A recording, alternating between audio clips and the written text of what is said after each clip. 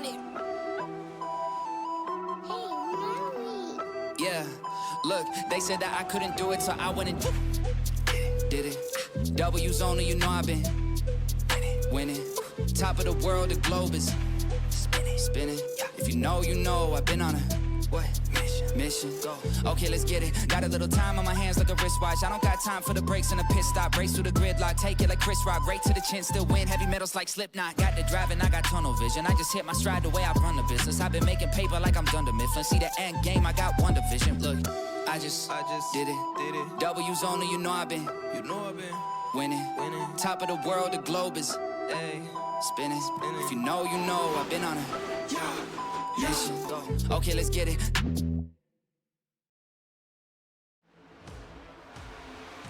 Fast, chaotic, and never predictable. Tonight we take on NASCAR's largest and fastest oval. Good evening, ladies and gentlemen. I'm Eliza Bethel alongside Matt Sisler for the Anniston 200 at Talladega Superspeedway. Matt, how you doing tonight? Glad I'm not behind the wheel, Eliza. Glad that I am not behind the wheel. Having just done one of these races last week, it is going to be chaotic. It's going to be mental, and when we get down to the final few laps, anything can happen. Driver running 20th can find their way to victory lane. So, be ready.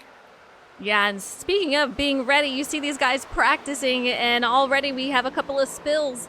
But before the race starts, you know what we got to do. We have driver spotlights tonight. And it's going to be two drivers, Mr. Pete Ruzick, the voice of SnB, turned driver, pilot of the number 26, and SnB rookie for Independence Motorsport, Ryan Robertson, driver of the number 2. How you guys doing tonight? Oh, Eliza, doing pretty well. How are y'all? Doing great. I'm ready to see some Talladega action. So let's get started with these questions. Question number 1 is going to be, if Talladega had a theme song, what would it be? And we are going to start with Pete. Ooh, if Talladega had a theme song, what would it be? I'd have to say Thunderstruck by AC/DC. Love Yes, it. It's one of my absolutely. favorites. That's the way that this race gets up and gets going. That's honestly the first song that comes to mind. Very nice. I love it. All right, Ryan, if Talladega had a theme song, what would it be for you? I think it'd be Molly Hatchet, Flirting with Disaster. As a Very nice. an old school NASCAR game song. I mean, kind of a layup, but yeah, I mean we know what could happen here. With all the chaos that goes on, especially near the end of these things. That is so very true. Love the song choices, and yes, I do believe there was a song called Talladega, Matt. So I think you're right on that. Yep. All right, question. Yeah, you're good. Question number 2: who is your favorite driver in real life and your favorite paint scheme? And we're gonna start with Ryan. Well, I have 2 now, just for a few different reasons, but I root for AJ Allmendinger now. Very nice. And I definitely am a fan of his first win scheme at Watkins Glen back in 2014. Even though it's toilet paper, it was so cool. But I was a big Jeff Burton guy growing up, and once he retired, it was hard to find somebody to root for. I bet, yeah, it's always hard to find that replacement driver. At least for me it was, but yeah, very cool. I love the drivers. All right, P, what about you? Favorite paint scheme, favorite driver? My favorite driver right now, I'd have to say Josh Berry. Just kind of the way that he's worked his way up the old school way. Actually working in the shop, getting a ride, pushing himself and proving that he can actually do it behind the wheel, as well as within the NASCAR workplace. And then favorite paint scheme, I'd probably have to say Dale Sr.'s final win Talladega car. I've actually got that car. I purchased it from DEI on a visit to Charlotte, and little bit behind the car, on the inside of the box, it said DEI Bank. It was a car that wasn't meant to be sold. It was the very last one that the shop had. So I don't know if it meant something special like it was just meant to be a display and never sold for whatever Yeah. purposes, or if it was just what the case was. I don't know, but his very last win card, probably my favorite paint scheme. Very interesting. All right. And okay, so next question. I gotta ask, who in our league that is outside of your friend group would you want to hang out with and why? And we're gonna start with Pete. Probably, let's see, a guy that's in the league outside of my friend group that I want to hang around with. I'd probably want to say Matt Gale. Very I- nice. Yeah, Great choice. I know where the guy's from. I Yeah. absolutely love being over there when I was in the service, and he just sounds like he'd be a blast to hang around with and talk with, and see the sights and sounds over there. I used to tell people all the time, if you ever want to know what the States looked like before it was so built up, go over to the UK. So Fair yeah, enough, I'd probably say Matt Gale.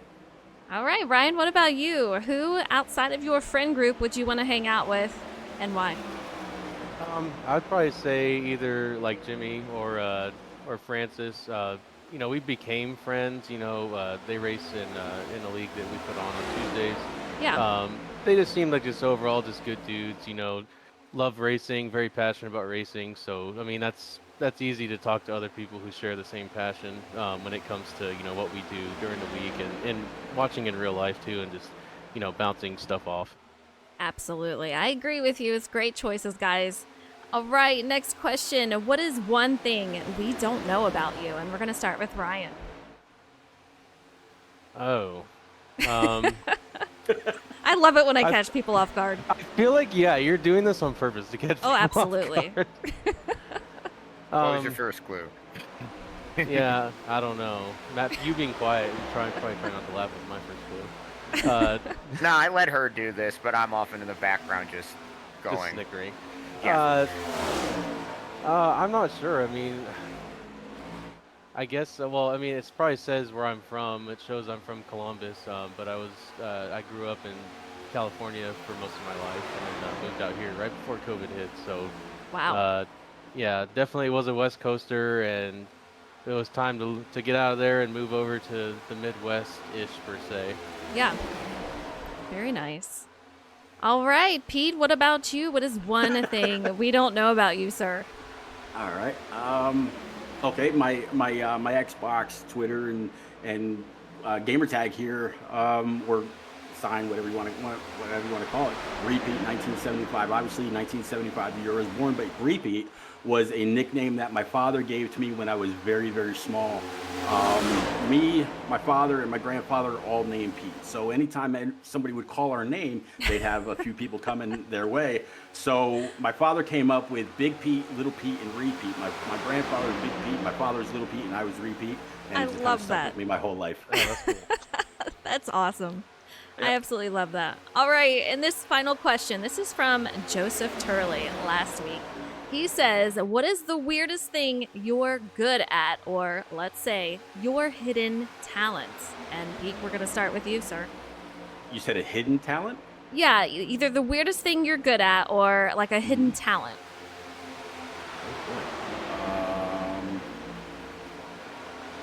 That I honestly don't know.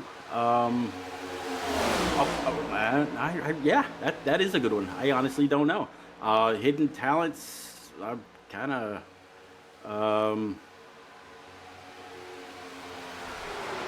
yeah, I honestly, yeah, I am stuck. That's a really good one. That's crazy work. Yeah, I've yeah, never seen yeah, you yeah. stuck, Pete. Yeah, no, I honestly can't think of anything. Okay. A little bit of, I love to We'll give you a sec manicure to think the about lawn it. or something like that. Yeah, I don't know. I'm It's stuck. your turn to be stumped, not mine. Yeah, it's your turn, Ryan. What about you? What is the weirdest thing you're good at, or a hidden talent? I wouldn't say like hidden talent or like it's really that weird, but I would consider myself a pretty decent at cooking in general. Nice. I did go to culinary school. Not a lot of people know that.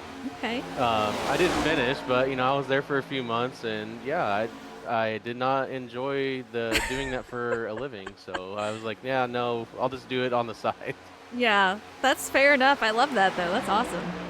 Very nice. Well, it was great getting to talk to you guys. I have to ask one more question, though. Do one of you guys have a question for the drivers next week. And it's going to be Tom Flitcroft and Brendan Book. Oh, Pete, you'd be better to make that up than me. You know these guys better. You Yeah, gotta give Tom- him a good one. Yeah, Tom's been around a long time. He has indeed. Yeah, I'd probably ask him of all his wins in console and on iRacing, irregardless of who, shit big, aka whatever. If you want to bring that up, I don't know. Yeah, what his the number one win that he's most proud of. Fair enough. I love that. Absolutely, especially with the history. So I'm going with it for sure. Okay. All right, guys. Man, it's almost qualifying time, but it was a blast getting to talk to you and putting you on the spot big time.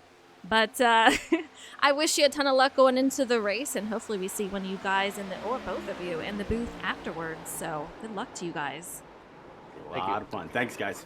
All right, we're going to put you back in your chats. But yeah, you heard it from Pete and Ryan Robertson over there, but it is time for some qualifying here. And man, it is so unpredictable tonight, but I want to give a shout out to chat. You guys are awesome. I see you out there. What's up? Hope everyone is doing good. Pete is awesome. Yeah, you gotta love him. But Matt, take us through what we can expect tonight. A lot of chaos, a lot of guys Yeah. trying to go to the front. Hopefully not too much of what we saw with NASCAR on Sunday, although we could have Maelstrom Mitty if history repeats itself. If art imitates life tonight, we could have our own Carson Hocevar Maelstrom Austin Mitty end up winning, so that would be fun. Yeah, I love the nickname that you gave him. I mean, it was too easy. Like, it's Hurricane Hocevar. I'm like, wait a minute. And immediately my brain went into what type of storm could I use for this? I really wanted Tornado, but he doesn't have a T in his name. Oh my gosh. Yeah, I think there's going to be a lot. I mean, the package is so different here for the setup. You have to be careful on how you push. It is going to be faster to not push the driver ahead of you. Use that air bubble to give them a push to make yourself go faster. But also, you really have to watch how you push the driver in front of you. One wrong push will wreck them and possibly cause the big one. So I think that's something that we're going to have to watch out for tonight. It's always the thing with super speedways. It always gets pretty chaotic very quickly. And tonight will be no different, but we are in qualifying. These guys are out on track trying to go for the fastest time. And as Ryan was saying before we had the driver interviews, he's saying, you know what? Stay off a pole, Pete. Pete loves these super speedways. We had a Jimmy Cocker win at Daytona, but I know Pete would love to see a Talladega win tonight. Absolutely. And remember, Eliza, if you're talking about pole positions, that 26 car was on the pole for Daytona, so don't count out Pete finding his way to the top of the board here. Absolutely. Yeah, these guys are going to be going very fast, but man, the times are going to be so incredibly close for qualifying, and we'll see when they start crossing the line here. It looks like we have two on the board. It's going to be Forts and Poston, 53.917. Ryan Robertson, of which we saw in driver spotlight here tonight. He was 53.93. Nick Tarana, his teammate for Independence Motorsports, he is a 53.97. Andrew Zaff is going to be 53.94. So, man, a lot of movement on the board already. Yeah, I think you're just going to go out there and try to get everything you can right now. If I remember correctly from Thursday, it ended up being lap 1 was the preferred lap to try to go out there and qualify.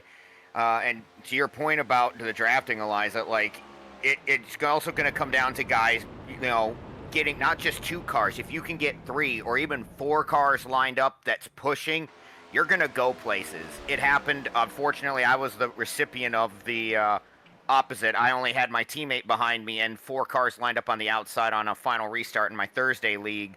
So I ended up having to watch 4 cars go right by me on a final restart with 2 to go. Oh, man, that is so brutal when it happens. And it is so easy to do here at the super speedways, definitely. But take a look at this leaderboard.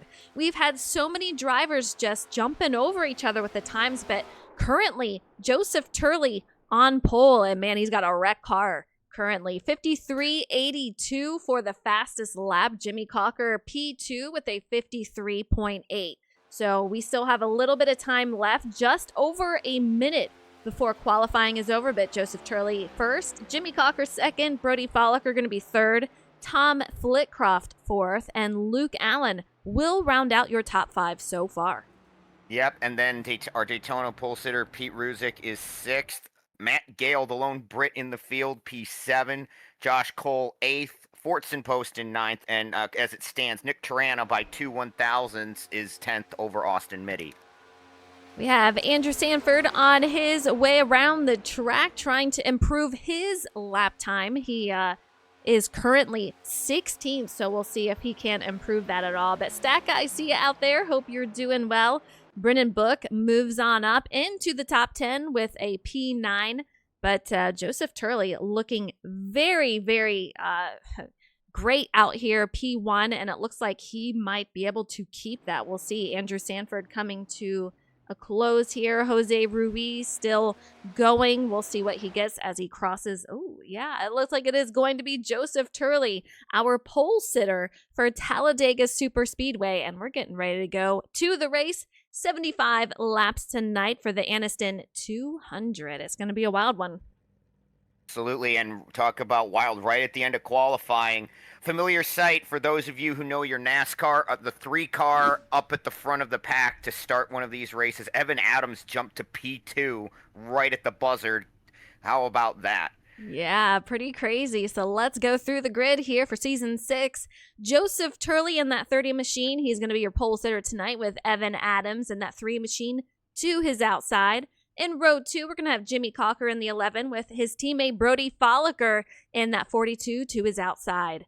And row 3, we're going to have Tom Flitcroft with Luke Allen. And row 4, we're going to have Pete Ruzick with Matthew Gale. Row 5 is going to be Josh Cole in the 43 car with Brennan Book in the 5. Lined up on row 6, Independence Motorsports teammates, I believe, correct? Fortson Poston and Nick Tarana, Eliza? Yeah, absolutely. Yep. Row 6, yep. Independence Motorsports drivers, Poston and Tarana on row 6. Maelstrom Austin Mitty, 13th with Dylan Raub to his outside. Jacob Zapfi and Riley Sawyer, 15th and 16th. Ryan Robertson and Andrew Sanford, 17th and 18th, rounding out the top 20, Travis Stroney and Philip Bridgman. 21st is going to be William Roberts in that 71 machine with Jose Ruiz in P22. 23rd is going to be Hunter Johnson. When did he sneak in here? But to his outside is going to be Thomas Harmon, P24. 25 is going to be Francis Hamilton with Joe Berg in 26. Jordan McGraw, 27th. Andrew Zaff is going to be 28th. And last but certainly not least, 29th is going to be Brian Pizzichemi, which always starts in the back and finds his way out front. We'll see probably the same tonight. But yeah, man, just one shy of 30 drivers. Let me know in chat. Who do you have winning? Who do you think is going to be the driver tonight? I mean, it could literally be anyone. Like, when it just depends who's going to get in the right place at the right time. You got to be, and it's like you don't even necessarily want to be leading on the white flag lap. Like we saw in the real race, Hocevar got fairly lucky that like the outside line kind of came apart on him, because I think Chris Buescher would have beat him to the line if he'd had the push behind him that he needed. But so you don't necessarily want to be the leader. It's not like you don't want to be up front, because if nothing goes wrong, you want to be in the front 2 rows to maybe make a move in the tri-oval when it fans out to be where you can go 5 wide. But this one could be interesting. It's just going to matter who gets out, and we could have green flag run, Eliza. Like, there's a potential we could see green flag stops, the field gets spread out, and then we see like a pack of like 8 to 10 cars just break away, and then it becomes just among them. Yeah, it's going to be interesting. And I think, I'm one of those drivers that I want to be in the rear of the front pack. I don't want to be out front where it's pretty chaotic. I just want to chill out in the back of the front pack, let all that chaos go, save save my tires, save my sanity, and bring it coming to the final part of the race. But I know a lot of these drivers, they want to be aggressive. They want to go for those spots. So it'll be very interesting to see how that plays out. But we're getting ready to go green here at Talladega Super Speedway for 75 laps, and the pace car lights are out, getting ready to peel off the road here as Joseph Turley will lead us to green. Driver after my own heart, Eliza. I pretty much do the same thing. Unless I know I've got a fast repair, and that way if something insane happens, I can come in and get it just automatically repaired. That's genuinely the thing I try to do with, if you only have one car, yeah, I try to ride kind of towards the back, but with these next gens, you got to really be careful. You can't get too far back anymore, because if you get about 3 to 4, even 5/10 back, if that lead pack decides to go and you're falling back, you're out of the draft, and that's going to be a lonely afternoon. Yeah, definitely not what you want to see, but take a look side by side. These guys, they are already off and running. Here we go, past the start-finish line. Talladega Super Speedway on its way. Man, already trying to fan out. We have Jose Ruiz up on the high side. Might be looking to go to the back, but these guys on top of each other. No space in between them for the top 8 or 10 cars. Nope, and that's just everybody trying to push out, everybody trying to just establish the lines. Really not a bad idea for Jose. If you're kind of mid-pack, that's where you're going to get caught in the chaos. It's either going to be somebody in the mid-pack making a bad move or something up front and you don't have the time to react. You go to the back like Jose's doing, you're going to have the time to back out of it. So smart by him. So I see a couple cars deeper in the pack looking to make it 3 wide. Absolutely. Stack, I see you out there. I am most definitely live. Real. Hope you're doing well. Yeah, it is going to be absolutely crazy out here. But you see Joseph Turley and Evan Adams just, man, side by side here. But take a look at that high side. Really on the run. That momentum is just really working for them. But man, it is very separated at the back of the field, 3 wide, and it looks like they're trying to form some lines, but that high side really looking rough right now, not getting that momentum that's needed. No, and it's something that we've seen with this Gen 7 car as it's evolved. Like, you used to be able to see, like, 3 wide a long way back, but if the leaders aren't laying off, the outside line, really, that third lane, it kind of has been nerfed. I don't know if it's NASCAR or iRacing or both, but it really seems that you need, like, everybody in that front of the pack to be checked up for you to make that third line work. Otherwise, you're going to really, really struggle. Take a look at this. We're on the high side of 3 wide, and it's Hunter Johnson sitting P15. This is what it looks like in 15th place. It does not look or feel like he should be 15th because it is just so jam-packed with cars, but here we are. He is really making work on that high side, getting that momentum up, coming back from where they were. They are looking to find their way towards the front. Absolutely, and it can work. It's just, at this place, it just, with the plate racing package these cars have, you really want to be 2 wide for some reason. I'm not sure if NASCAR decided they wanted that or whatever, but there's just something inherent in this package. It's not even with the O'Reilly's cars or the trucks. It's this package specifically that doesn't really make itself a friendly package to trying to go 3 wide, at least if everybody's going for it. We had Matthew Gale in the lead, but since that high side has taken over and it's going to be Brennan Book leading the field, and he has a win. He won at Bristol. And I know he would love to have another win here tonight at Talladega, but man, take a look. This back of the field really getting separated. Not what you want to see. Ryan Robertson, Travis Stroney, all these guys really going to have to hang on to try to keep up with that front pack. Absolutely. If you get in trouble, like, they've caught back up now because the leaders are, there's going to be some element of fuel save, unfortunately, or fortunately, depending on if you like that type of racing at plate tracks.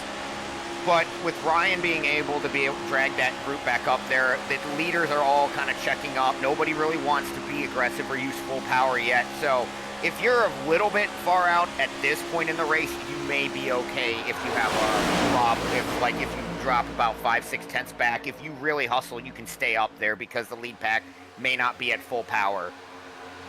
Yoko, I see you out there. Austin Mitty is having a fantastic season. I spoke to him a couple of races ago and I said, I feel like you have a win coming. He's been in the booth after the race, which means he's gotten a podium finish. Just a phenomenal season for him so far. I will say the registration is closed off for now. We do have a waiting list. We're slowly getting them trickled in. Want to make sure we have good quality racing before we hit some crazy numbers. So we can definitely let you know when it opens up. But take a look at this 3 wide going down the backstretch. These guys are going 3 wide for the lead. Currently is going to be Jordan McGraw, Joseph Turley, and Thomas Harmon. All 3 wide for that lead. Yep, and now Turley, the pole sitter, dives under the 34, entering turn 3. He saw the gap open up. Harmon goes with him, and that's a guy you want to have on your bumper. Thomas Harmon knows how to get it done in any car here. Absolutely. You have also Hunter Johnson, and I'll tell you what is very dangerous. Getting Hunter Johnson behind you, he will either push you to a win or you're going to see a wall. That is either one of those two. He is a phenomenal pusher, but you can see Jordan getting really, really loose directly in front of him in that 34 car. And that is just how hard that 88 can push. He can really get you moving. Oh, Turley moves down as he gets loose. You can see him trying to make his way back up the track. Fantastic save, but they are trying to get that line back and formed. It's the same thing we saw at Daytona, Eliza, and a little bit at Fontana for our preseason races. These cars really don't, you gotta be so careful with the pushes on, especially on corner entry, corner exit, really in the corners in general. You can kind of push, but you have to be sure you're lined right up and not moving around, because all it'll take is you moving up like about a foot in either direction, and the guy in front of you is gonna have a problem. Yeah, and I see the 71. He's got a great paint scheme. All these guys just really bring it with the designs. A lot of them design their own cars, or a driver designs for their entire team out there. But take a look, Hunter Johnson out to the lead. He's got Thomas Harmon below him, and I'll tell you what, once you get these guys together, it is very, very dangerous. They can and will walk away, but Francis Hamilton goes to the bottom line. He's going to get a nice shove by Thomas Harmon. A huge thing for Talladega and Daytona. You have to be able to communicate. These cars with any little bump will get your car very, very upset. You got to hit dead center. And sometimes if you want to go faster, you kind of want to go on that left side just a little bit. It's going to help you get that push that you need. So we'll see what these guys can do. But man, very clean, but it is chaotic out here. How about Philip Bridgman, the Dale Earnhardt Sr. throwback, diving to the bottom, gets the push from Dylan Raub, and he's out down the back straightaway. Yeah, these guys. I think we've seen like how many, 6-7 different leaders so far. Absolutely insane. And Dylan Raub, you can see him. He is all over that back bumper, trying to get him out there, trying to push. Ooh. And man, Philip gonna get loose in that. Like I said, you're gonna get loose with those pushes. You have to be exact on that bumper. Well, we saw it with Eric Jones. Like, the Toyotas didn't like to be pushed. I don't know if that was the car behind him, Dylan getting into him and getting him loose, or that was just the Toyota not being able to push that Chevy in front of it. But either way, good job by Philip to hang on to it off the floor. The guys in chat are talking about the rear of the field is not interested in all of the chaos going on. And I tell you, look at him. Take a look at how calm this is. We're on board with Fortson Poston in the 41 car. He's doing a phenomenal job. I got to bring up points, too, when we get a moment. But he's high up there in points, so we'll take a look. But he is just chilling right now. We have no fast repairs. If you get in a wreck, you have to go to pit road and repair that. The guys in the back, they're chilling.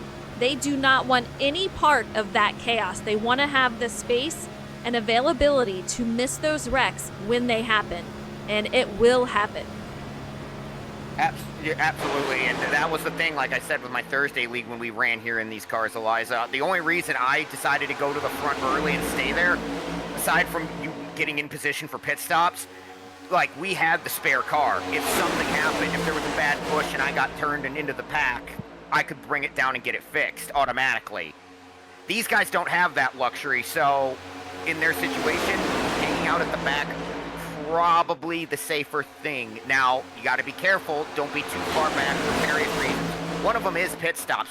If and when we get to green flag stops, if you're at the tail end of the field and your pit stop takes as long as everybody else in front of you, you're going to come out that same distance or worse behind, and you might lose the draft, and then you're really in trouble. Yeah, that is the thing that you do not want to have happen. And Stacker, No, you you're don't. calling out the Biffle Memoriam cars, and yeah, we have Francis Hamilton has won all season long, and great scheme out there, and we dedicated Daytona to Greg, which just a phenomenal race, phenomenal person, humanitarian. So just somebody that will definitely be missed. The race definitely lived up to his memory. The race was the Be Like Biff 200. I think all these drivers out here definitely were like Biff on that day. Absolutely. All right, take a look. Austin Mitty in a P2.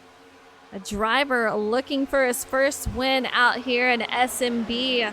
Looking solid so far. It is only lap 13 of 75, so plenty of race left to happen, but he's getting a nice bump out there from Mr. Brody Bolliker, our Xfinity champion, and that 55 not too far behind. That's going to be Jacob Zaff, but man, oh man, a lot of movement.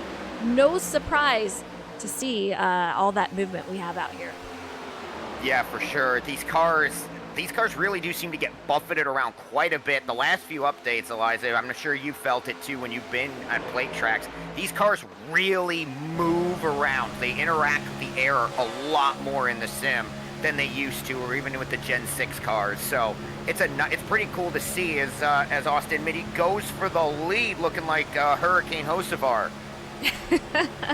You know what's funny is he said this season, I want to change my number. I got to change it to my driver. That's my driver out there. So I know he enjoyed that win from Hocevar yesterday. Great to see it. We'll see if he can take a little bit from that and get that win out there today. I know he would love to see that happen. He started 13th. He is P6 currently, but our biggest mover is going to be Hunter Johnson, who is currently in the lead. He started 23rd, currently sits first, up 22 spots. Very easy to do as well, to come from the back if the field starts to feel safe and you decide to go for it.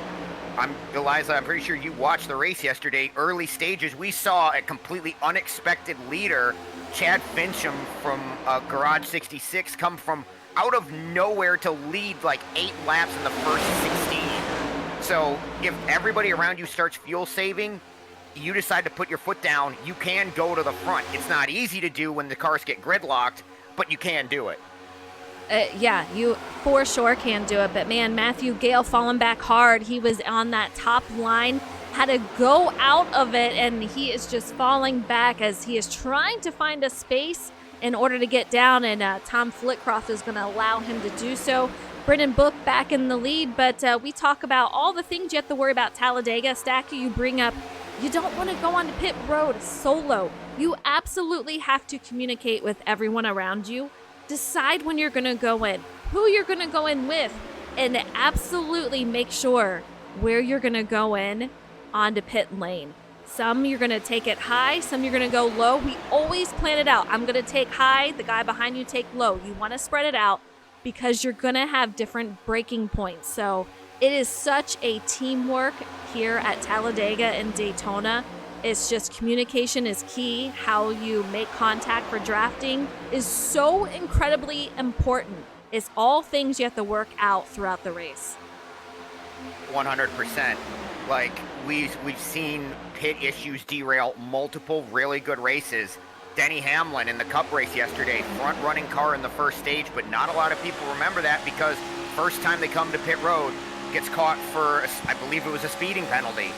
He spends most of the race off the lead lap and only gets back to the lead lap, I think, on the final caution. Doesn't matter if you have the fastest car or you're the best one out there. if you end up being a lap or two down because you have to sit in pit road for an extra 40 seconds due to a speeding penalty or an unsafe entry. Yeah, you said it right there. Look at these guys coming down the backstretch here, getting ready to go into turn 3. Man, it's just they're being aggressive. I mean, it is clean for sure, but going 3 wide already, lap 17 of 75, and they're doing a phenomenal job. But while we have a second, I gotta bring up the points. We haven't talked about points in a couple of races here. Let's bring them up. We've had a couple of different leaders in points. Brendan Book is going to be your point leader this week, 142 points. He won the race at Bristol 2 races ago. Thomas Harmon, he's going to be P2. Fortson Poston in 3rd. We talked about him a little earlier and how strong his season has been. He is a rookie here, but Tristan Health, after last week's win, he has moved up 11 spots into P12, and that is after a penalty for changing lanes before the start-finish line. And I did not see him out here tonight. I know he was at Talladega yesterday, and man, my house is shaking with fun of it. That is crazy. But so we're not going to see Tristan Health out here for what I know, but man, they are moving all over the place out here out front. Absolutely, right there. That was, you saw the 77 of Austin Mitty jump high. Brody Folliker went with him, and then as soon as they seemed to get there for just a moment, Austin decided, no, I'd rather be on the bottom, and he turned that wheel left, dropped back down behind the 43, and Brody stayed high. Like, it is getting hectic up here. It is for sure, but man, they're keeping it so incredibly clean, but you remember the difference from the back of the field to the Brody. front, how chaotic it felt. And you see Brennan Book going up high. He's going to be in that line by himself, going to have to find his way down again. Or not. They're going to put or not. They put Brody Folliker in the sucker hole. Yeah.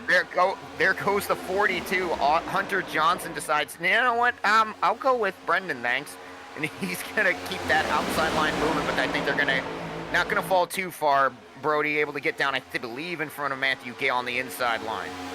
Josh Cole, our new leader out here in that 43 machine. We've seen a lot of different leaders, but man, he looks very comfortable out here in the lead. He's got Austin Mitty behind him, giving a nice push. Dylan Robb out in 3rd.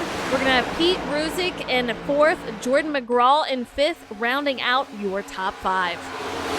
Yeah, and I'm not even going to try to do the rest of the top 10, Eliza, just because it shifts like every 3 seconds. You're not because wrong. as soon as you said that, there came Pete, there came Brendan, there came Dylan, and the outside line charging back into turn 1.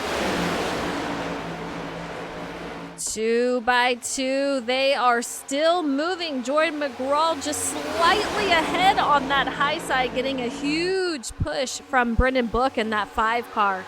And let's take it through. We've talked about a couple of winners out here this season, but we got to give a shout out to the rest if I can find it. We have Jimmy Cocker, who won Daytona. Thomas Harmon, he won Las Vegas. Brendan Book, he took home Bristol, and Tristan Health last week at Kansas. So 4 different winners. I'm very curious, are we going to see another new winner at Talladega? You guys, let me know in chat. And Stacka says McGraw puts the Oreca Viper scheme up front. I hope I said that right. Oreca, but that's close enough. It's close enough. I'm not 100% sure that's based off that. It's got the white stripes of the Viper, and I would know, being a child of a Dodge employee during the heyday of their Viper endurance program. I think that's more just Texas Tech. Either way, great looking scheme, and it's now leading the field here at Talladega. I want to go back. Riley Sawyer, he is P15. Let's go on board.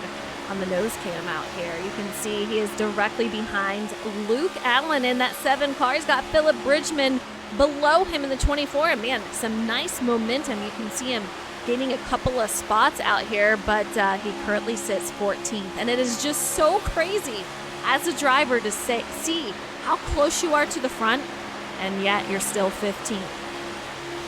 Yeah, I mean, what is Mike Joy's like favorite line to say? Guys going 200 miles an hour closer than most of us dare to park. Right? I believe is like his favorite thing to say when we go to Talladega, other than the front straight, other than the start-finish line is further down. It's not in the tri-oval. It's 1,000 feet further. You could Like, call it 200 mile per hour at pace. 200 miles an hour rush hour traffic, basically. Right? You would, Oh my you gosh. you wouldn't want to be doing this at 200 miles an hour, or at least the majority of us wouldn't, as Hunter Johnson jumps out of line, taking the run from the outside. We'll see if he can get Jordan McGraw. McGraw got kind of out there. He did. Yeah, and I know Hunter, he's going to make a run. I know he's going to go over the radio and just say, push me as hard as you can. I do not care. But again, this is not a car or a set that you can push as hard as you can and you will go faster. From what I'm hearing from drivers, you have to push that air bubble and use that to your advantage. Maybe some guys know something else, but from what I'm hearing from most drivers, it absolutely takes pushing that air bubble, leaving a little bit of space between you and the car in front of you to make those moves. And with that comes watching out for overheating your car. You absolutely have to watch your gauges, make sure you're not overheating it. We saw a lot of guys testing that in practice, and some of them definitely blew their engines. Yeah, I mean, and these cars have gotten to be so much more sensitive, not just these Gen 7 Cup cars, but also the trucks, the O'Reilly Series cars. You used to be able to push the temps to like 300 before you'd be like really threatening to blow the motor. Now I've seen guys barely get it into the yellow at like 260 and they start having engine issues. So you really have to balance, you're pushing versus pushing the guy in front versus just trying to keep the engine cool if you're one of the big pushers out there. I did notice Brian Pizzakimi down a lap. Not exactly sure what happened. I did notice he didn't even go to grid with everybody, so something must have happened with him. Yep. But let's see if we can see. Yeah, he's still out there, just he is one looking for a caution to make up that lap. We'll see if it comes for him. I know everyone else is hoping it doesn't, but man, what a race so far. These guys doing a phenomenal job. Everyone is still with the draft. It looks like in the back here it's going to be Andrew Zaff, Jose Ruiz, Andrew Sanford. All the guys just kind of taking it all in, not causing any type of trouble, just calm back here, just letting them cause the chaos up there. 100%. And with Jose, that's actually a great guy to have back there because he knows that, like, Brian's not going to lay off the pack. Not entirely.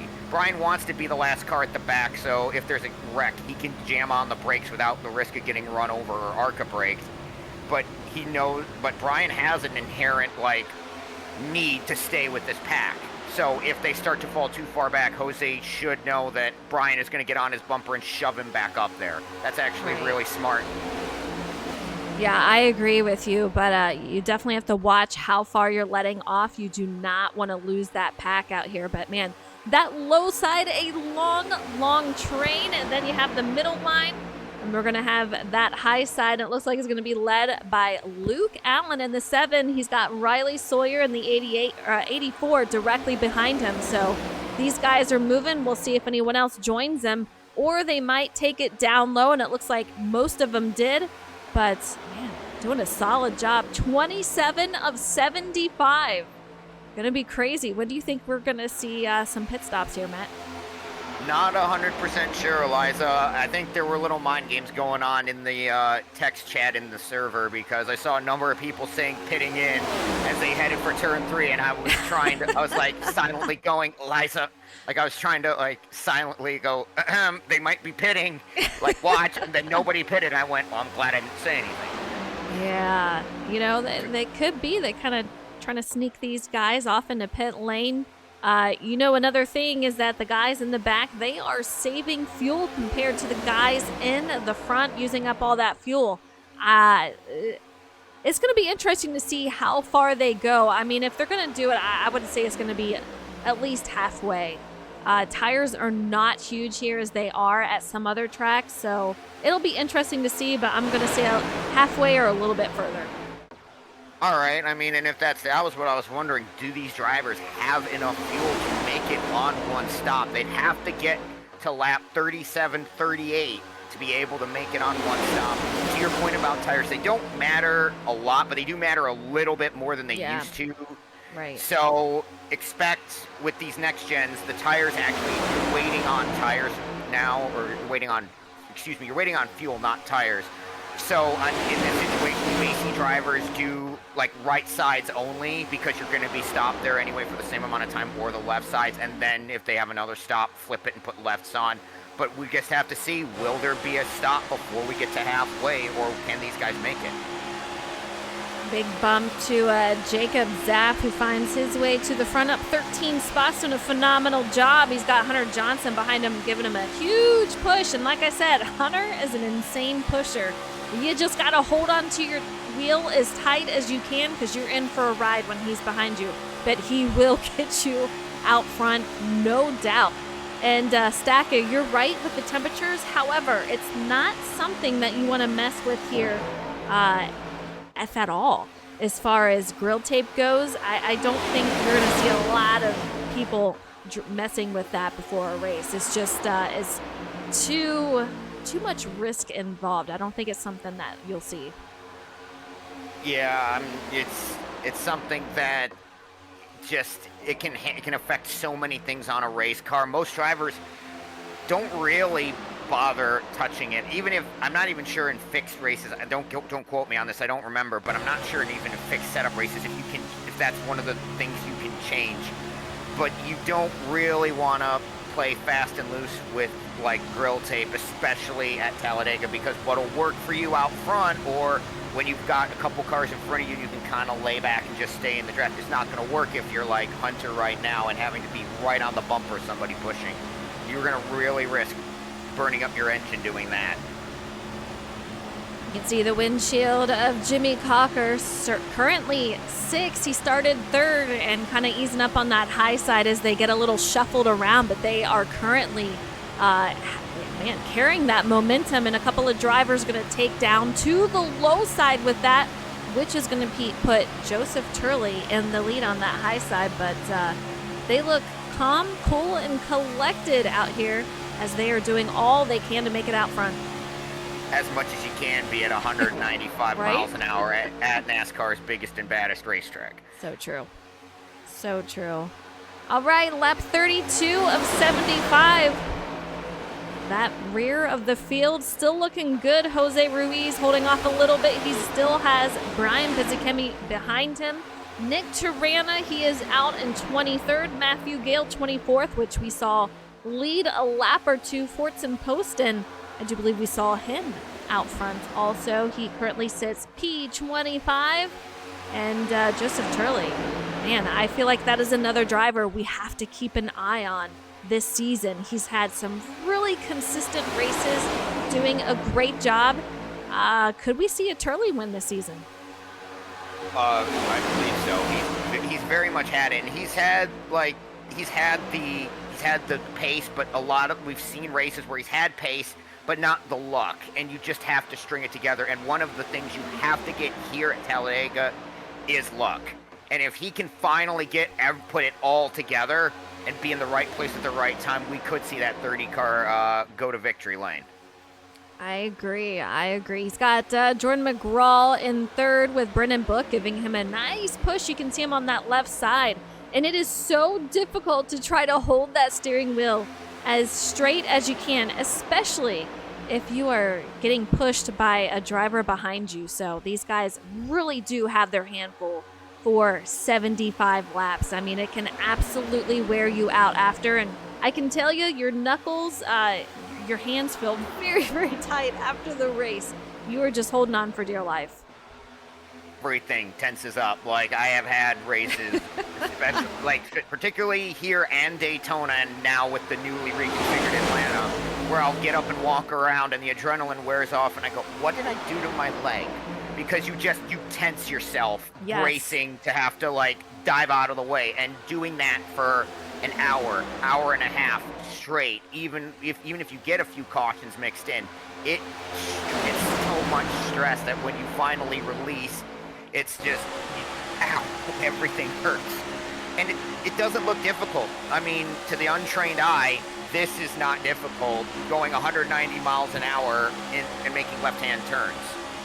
But it's so much more difficult than anybody can really expect or believe until you get behind the wheel. So true. We're on board with Joe Berg in that 93 car, currently 12th. He started 26, gave a nice nudge out to that 11 machine, and you can see that, oh, I thought he was going to give him another nudge. He decides to take it 3 wide out here. Man, look at that momentum that he has. What a run for Joe. We'll see if he's got any joiners behind him. And it looks like he may have a couple. We'll see if they can make anything happen up there. Yep, he goes high. Luke Allen pulls out a line. The 84 gets up there as well. And Jose Ruiz starting to come back to the front now. Decided, okay, I've got my fuel safe. Now it's time to get up there and get in the mix. I'm kind of curious how much fuel they have saved simply from being in the back, because if you're out front and you're taking on all that air in full throttle, you definitely use a bit more fuel out here at Talladega, Daytona, those super speedways. So kind of curious how much he has saved. I'm not sure it's going to matter in this situation. It's been a very, very clean race, lap 36 of 75. I'm kind of curious, are we going to see him come in soon? I mean, that's going to be the halfway point. It's just going to matter. What's going to be the thing is, who do you pit with? Like, when do you pit? Obviously, if you go early, you can get the undercut. But here's the thing. If your pack isn't large enough, you've got maybe 4 or 5 cars, that can work. But if the rest of the field stays out, they're building that momentum. They're still going at 20-plus car pack speed, while you're at about 4 or 5 at best. You're going to lose time, and when they pit, they're going to come out in front of you unless something happens on their stop. Now, nobody coming in right here as we cross halfway, which now everybody presumably can make it. Get ready for, I think we're going to see pit stops either this lap or in the next couple. Yeah, I agree. I think it's definitely coming. Let's take a look at the race recap. It's lap 38 of 75. The leader is none other than Pete Ruzick. Guess how many lead changes we've had, Matt? 19. I didn't let you guess. I was blown away, but we've had 19 lead changes. I was going to say 20, but... Were you? Yeah. Okay. Well, I mean, we've had a lot. We have. I know. It's been crazy. Let's take a look. Yeah. Classic, like, looking like the classic, like, mid-90s era plate package where you could gain on people, make passes, get a ton of lead changes, but still be in this pack racing format. Like, this has been insane so far. It has, and they, like I said out in Discord to the drivers, I let them know what's coming up, how the race recap from the previous race, and I said, you guys have a lot of practice on these super speedways. You know the drill, you know what to expect, and I think they've really got the hang of it and how you have to push, what it feels like out there. They're getting used to each other, so I think it all goes in how this race is heading tonight. I mean, it's just been really, really clean, very, very fast, and man, so many lead changes, and we see drivers coming in. Here they go. Yep. Hands, I wanted you to finish your thought, Eliza. I was about to say, hands out the window, got drivers coming down to the attention of their cruising. Tom Flitcroft in trouble. He hits the inside pit wall. Oh, you don't want to do that. Yeah, that absolutely devastates your run with those drivers. Not what you want to see. He is going to come out of pit lane solo. So that is definitely going to hurt his race. Hopefully he can find a way to make it back up. But man, that is devastating. It is, and I think we're going to get a lot more takers on this time. I don't know if it'll be the whole field, but we're definitely getting more. Drivers are calling it out. They're coming to pit road this time. Yeah, I think we're going to see a lot of FIWB drivers, and we'll see if we see Independence Motorsports out there. But I think it's going to be very busy. You see Dart coming in. You see, yeah, we have so many drivers. Not a lot stayed out. Joe Turley! Oh no, Joe Turley into the wall also. Another driver goes through him, but it looks like everyone else made it okay, as some of them were 4 wide headed through pit lane. That is the scariest thing ever when you come to pit road, because the spotters for iRacing, if you're not aware, they work pretty well. They sometimes don't call out 4 wide. I can tell you one place where they definitely don't tell you anything. Coming to pit road, they don't say you've got 2 outside, you've got your 4 wide. They don't say anything. Right. You just have to trust your instinct and your fellow competitors to not make mistakes. Here we go. Philip Bridgman is your current leader. We'll see. I was going to say he has got to come in, and there they go. The remaining cars, they make their way on in. Let's see how they do it, and it looks like they are just fine. Meanwhile, Tom Flitcroft, you can see him making his way around solo. And as Stacka says, probably going to lose a lap at least as he sits 28th. Fortson Poston, you can see him on his way in there. Thomas Harmon, once he goes around, I do believe he will be your new leader. He's got Jacob Zaff in the 55 behind him, Hunter Johnson, Jimmy Cocker, Joe Berg, Austin Mitty, and a whole crew of others. Well, we're going to get that thing that the NASCAR broadcasts love, the race off pit road. We got cars coming off pit road right now, but I think Will Roberts led at the line. It's not going to last very long. No. Look at that pack go flying by, and that is like the advantage to, if you pit early, it really, and it's so difficult to judge, Eliza. You don't know when the undercut is going to be the better thing or the overcut. You just have to go off instinct of what your team is telling you. I can tell you when I do a race with Thomas Harmon, Brian. Ooh, someone hard into the wall. And Talk me through your lap one time. Dylan Robb. Man. Dylan Robb, Nick Tarana. I think Jose Ruiz might have got a piece. Oh, I thought that was going to be a one-car incident, too. Yeah. So unfortunate. Take a look at that 84 machine. The 5 just hooks him. That's just part of how it goes sometimes. Dylan almost misses him, thinks he's going to go one way, and unfortunately he snags him. Jose Ruiz going underneath. Just so unfortunate.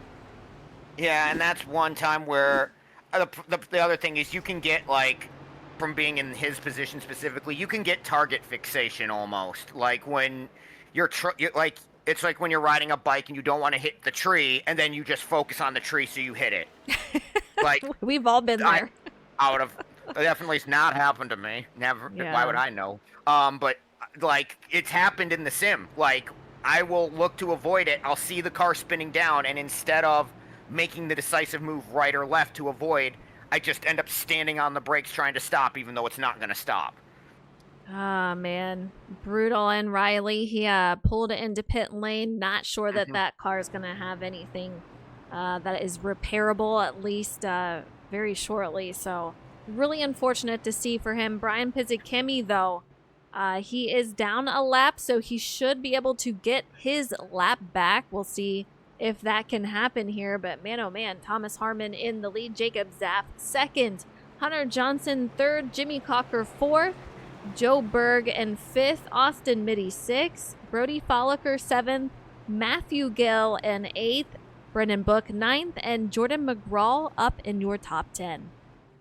Yeah, looking a little further back, Francis Hamilton is 11th, Luke Allen 12th, Will Roberts is 13th, Philip Bridgman P14, top 15 is rounded out by Ryan Robertson, 16th Fortson Poston, 17th is, I believe, Josh Cole, 18th is Andrew Zapp, 19th would be Evan Adams, and then I think Jose Ruiz is 20th, but we're getting some more takers to pit road.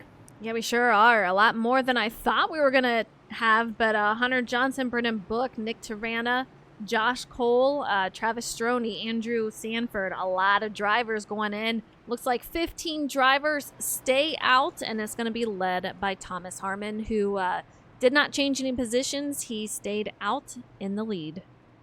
And it's not necessarily a bad idea, right? Like, if you see the opportunity to come in, like, get some more fuel, just in case we go to overtime, you want to be 100% sure that you can cover the 3. We have 3 overtimes, correct, Eliza? I always forget. Yes. So we want to be sure you can cover off the 8 to 10 laps that 3 overtimes are going to be. So be safe rather than sorry. Come in, top off the tank if you feel you need it. You'd rather do that than run out coming to the checkered flag. Gonna be interesting to see if any of them go in. We know you usually see a couple of drivers go back in. They don't want to be out front. Thomas Harmon is honestly usually one of them, but we'll see what he chooses to do as he is leading the field here. I can't imagine that he would, but you never know. Brian Pizzikimi, he's going to move up into the lead lap. So great news for him. What he needed.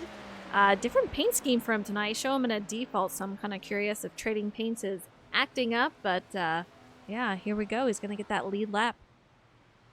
Yeah, I think it's your trading paints acting up, Eliza. I've got him in his normal Team Watson car. But yeah, that's big for Brian, and that's why he was hanging out at the back. Just didn't want to get any damage. And speaking of not getting any damage from anything, I think Tom Flitcroft got away at least with only minimal, if no damage from his pit road spin into the wall, because he's back out there and didn't end up losing a lap. Yeah, he looks shiny and new, so good news for him. He sits P20 first. We'll see what he can do out here with that. But Hunter Johnson, I see you in chat. Aren't you out there on track? We'll see.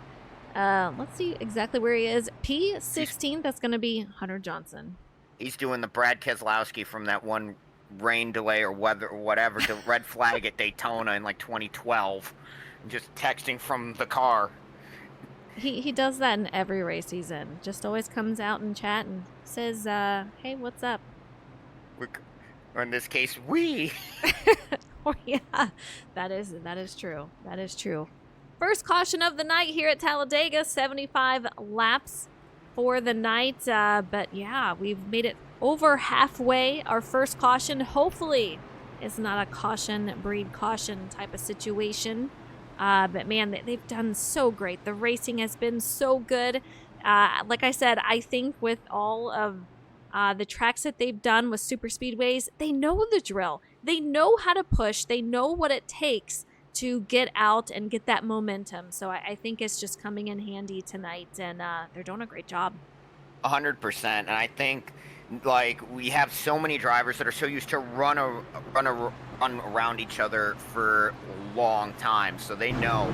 And the new drivers got acclimated to it, whether or not through the preseason races we did at like Fontana or iRacing Super Speedway, or our season opener at Daytona. Now they know like how aggressive they can be, when to make moves, again, who can they trust in the draft. It's all stuff you have to learn joining a new league, and everybody has done a really nice job getting acclimated. It's surprising to see that we went nearly 60% of the race without a caution. We went over half distance. Yeah, like I said, I think a little bit of practice, and these guys kind of know what to expect from this, which really, really helps. But we're getting ready to go back to green. The pace car should be peeling off in a sec, and Thomas Harmon will be taking us back to green with Jacob Zaff on the outside. So we'll see what we can do here. And it always catches me off guard when that pace car maneuvers like that. I mean, what's worse, the pace car moving like that, or you under caution before the pace car comes out and it decides to be a speed demon and phase through you at 140 miles an hour and give you a jump scare? Me. Yeah, it scares me just as bad every single time. But here we go, back to green. These drivers are crossing the start-finish line, and this is a rule that we've always had, but you cannot change lanes before the start-finish line. Make sure you maintain that lane. Otherwise, you will receive a penalty, and it looks like all drivers did just fine, and they are 2x2 all the way through, nose to tail. Yeah, and a good job, the outside line. Joe Bergen, the three goes around Hunter Johnson into the pack. Pete Rusick in the wall. All right, he's only a bunch of car, but man, oh man, let's see if we can find out where that started. Just really unfortunate, and Hunter Johnson is definitely involved, but the three as well of Nick Adams, I believe. Yeah. Evan Adams into the wall, Hunter Evan Johnson. Adams, excuse me. We'll see if we can go back a little bit with that. I mean, and it's just, you said cautions breed cautions, and I stayed quiet. I'm like, please tell me she didn't just say it, because that's going to happen now, is it? No. Oh, and the 34 with nowhere to go. I know. 43 made a nice evasive action at the last second to dart out of the way as that car was sliding down the hill. Unfortunately, Pete Rusick, right, like that. you look at it in the replay and you think, well, why didn't he just avoid it? Trust me, at that speed, with you being only about 3 cars behind, that's not far enough for you to realize what's going on without getting into it at something. So hopefully Pete's damage is not too bad. Yeah. Looks like Jordan does have some damage. I want to see if I can get see what exactly happened, man. It's close racing. What are you gonna do? It's difficult to see. Yeah, it just looks like Hunter might have clipped him a little bit, and he goes right across Jordan's nose, and nowhere for Jordan to go. And I know he's had a very tough season with that. Just no luck when it comes to missing those wrecks. Yeah, he's had a pretty rough go of it, and I don't know, it looks like maybe Hunter tried to make a move to the outside and then second-guessed himself, and unfortunately the 3 kind of wobbled up as he was trying to tuck back in line, and it's just unfortunate, but that's what happens. Like, it's just a tap in the wrong place. It's not a push gone wrong, but it is a tap in the wrong place to just send somebody sliding, and middle of the pack, that's why I said you either want to be right at the front or you want to be right at the back. You want to be away from the middle because that's where a large majority of these accidents are going to happen at plate tracks. Absolutely. And it looks like, unfortunately, Nick Tirana is out there on pit lane. I don't see anyone else currently. We'll see as they come around, but I think some drivers will have to go in and get some repairs made here. Yeah, Jordan McGraw on his way in. Quite a few drivers. Pete Ruzick, Andrew Sanford. We're going to have Evan Adams, Josh Cole, Jose Ruiz, and Dylan Robb. Yeah, a lot of them getting damage repaired. I believe Tirana was involved in our previous caution. Yeah. Yeah, he was, and look at that last one. He, unfortunately, he got clipped by the 43 with net code, and then the 84 just spinning down the hill caught him as well. So, unfortunate for Tirana. Probably some, serious steering damage on that 10 car. New leader for when we go back to green, it is going to be Jacob Zaff. Joe Berg will be P2, up 24 spots from where he started. Brody Folliker in 3rd, Thomas Harmon 4th, and Jimmy Cocker going to round out your top 5. And I see a lot of FIWB teammates out there in the top 5. And that is so huge to have. I believe they have 8 teammates from any given time. Maybe not today, but to have that many cars, trust from going against an alliance like that in other leagues, might not have been the same car. It was trucks in a different league for me. It can be so frustrating trying to find a way through an alliance like that. Because if you've got 4, 5, 6 cars, they have 8. Finding your way through that is going to take luck, and it's going to take you getting the right pushes at the right time. So FIWB looking in a very good position here. Oh, yeah. You want to be around your teammates. You have that communication. It's going to absolutely come in hand to make sure that you get your way up into first. So great to see it out there. And I just keep seeing his comment in there saying we. And I don't know if it's a little bit of foreshadowing with what just happened. But, man, not what you want to see. And Afterlife says that's Dega for you. Absolutely. You're not wrong. You're not wrong. Nope. We have not seen the big one. Hopefully we do not. But in chat, if you have a guess on a winner tonight, let us know. We've had 4 different winners. Will we see a 5th? The odds are fairly good that we'll see one. Just how many people haven't won, it being Talladega, which is the great equalizer. It could be very interesting. And looking like some of these drivers who were involved in that last one, Evan Adams, excuse me, Evan, I'm sorry. I don't know why I keep calling you Nick. I'm so sorry. Looks like he got away fairly clean. Jordan McGraw, he's repaired and back up to speed, so looks like they're going to be back in the fight, whereas Pete and Dylan probably still need a stop or two to get their cars fully fixed. Yeah, we'll see how that goes for them. You see Hunter Johnson out there and Dylan Robb, but trying to catch back up to these cars. We still have this time to go around, so they have plenty of time to do so. But we'll see if it can go green here on out. Second caution of the night, so it's been really clean so far. But man, oh man, it's going to get more and more interesting. Elbows are going to be out, and these guys are going to go for those wins. Yeah, as we get down, and it's the intensity is going to ratchet up. And yes, it's a cliche that we hear all the time when we go to plate racing, but it's because it's true, folks. Like, when we go here, if you're 10th, if you're 12th, even in cars where you can make the passes, like the old Gen 4, the 1987 era cars, you're going to need to start making moves that you don't normally make or would not make earlier in a race. And with these cars where passing is at a premium, you're going to see it probably like within the first 5 laps if we don't have any other issues. Not trying to say the C word because I don't want another one. But but it's because of the passings at a premium. With before lap 55, you're going to start to see guys have to be aggressive, because if you're 10th on back with 10 to go, odds are, unless there's a big one, you're not going to be able to get up there.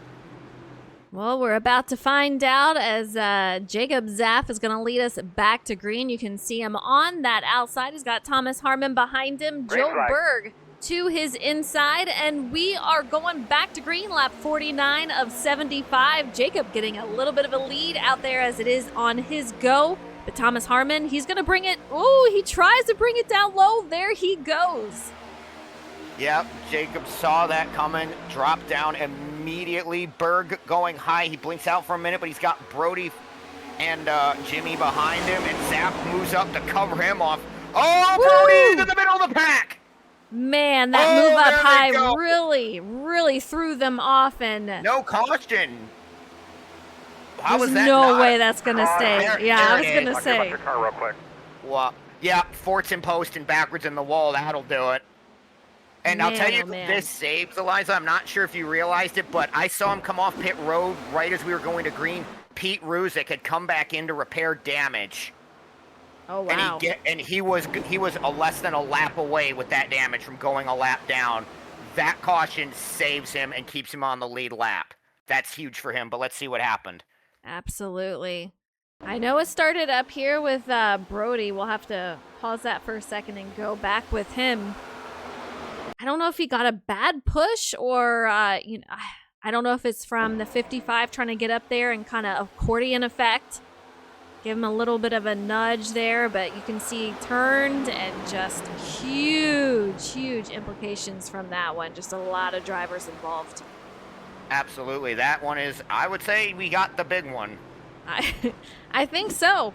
We hadn't seen it yet, but man, cautions breed cautions. Here we are in that final set of that. But it looks like 26 is going to be Austin Mitty. He is on pit lane. Pete Ruzick, Nick Tarana still out there, and Riley Sawyer. He's probably done for the day, but we'll see if any other drivers come in, which I have a sneaking suspicion they're going to have to fix that damage. A lot of drivers were involved in that one.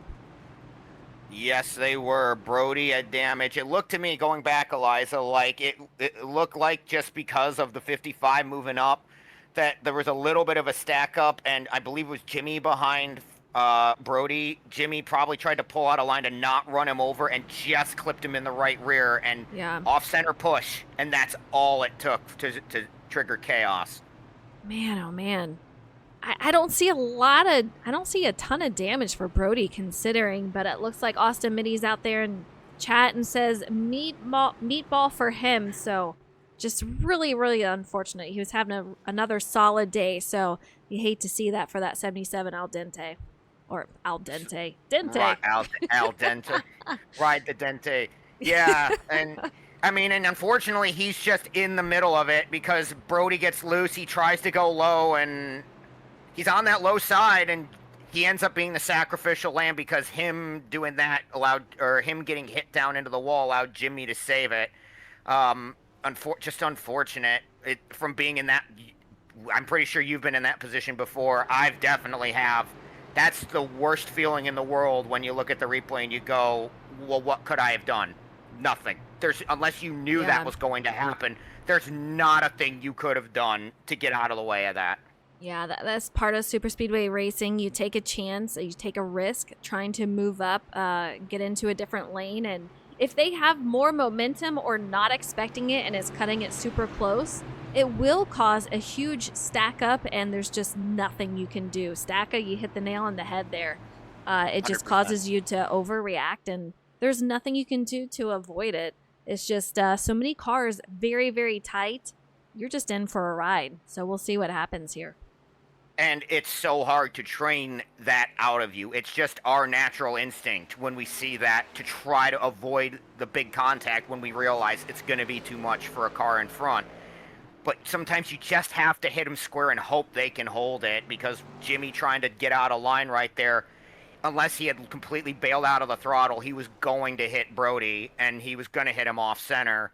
At that point, maybe the best thing would have been to just lift, but try to just hit Brody as square as he could and hope that it didn't cause a spin. Unfortunately, again, it's not always in our control. Sometimes we just go off instinct.